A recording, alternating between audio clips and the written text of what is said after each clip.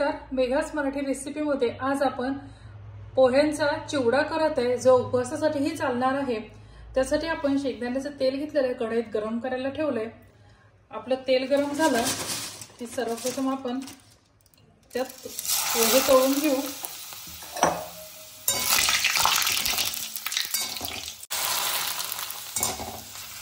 हे साबुदाण्याचे पोहे आहेत।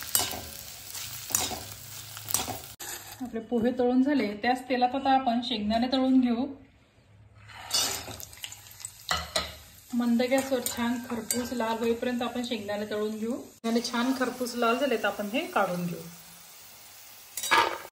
हा आपण पोह्यांचा चिवडा तळून घेतलेला आहे, त्याच्यावर आपण मस्त मीठ टाकू, लाल तिखट टाकू, तुम्हाला हवी असल्यास तुम्ही साखरही टाकू शकता। आणि असं आपण छान याला टॉस करून घेऊ। आपलं जे कढईत तेल गरम आहे त्यात आणखी आपण एक चिवडा तयार करून घेऊ। त्यासाठी आपण बटाट्याचा कीस घेतलेला आहे, तो आपण यात तळून घेऊ।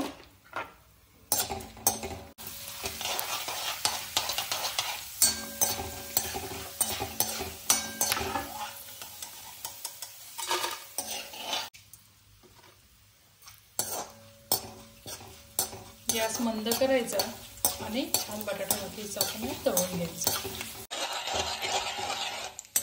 आपण कढईत जे गरम केलेलं तेल होतं त्यात आपण शेंगदाणे टाकून घेतलेले आहेत। शेंगदाणे आपण छान खरपूस लाल करून घेऊ। त्यात आपण थोडेसे काजूचे काप टाकतोय, हेही छान फ्राय करून घेऊ। खरपूस झाले आता आपण गॅस बंद करायचा। यात ह्या मनुका टाकून घेऊ आणि सगळं आपण एका डिशमध्ये काढून घेऊ। याच्यावर आपण थोडीशी छान साखर टाकायची, थोडीशी मिऱ्याची पूड टाकायची आणि मीठ टाकायचं।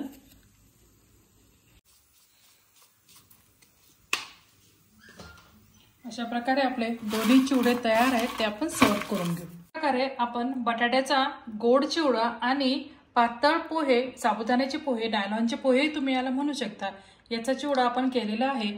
तर हे शिवरात्रीला तुम्ही हे दोन्ही चिवडे नक्की ट्राय करा आणि आपल्या मेघास मराठी रेसिपी चॅनलला जास्तीत जास्त लाईक करा, शेअर करा, सबस्क्राईब करा। थँक्यू।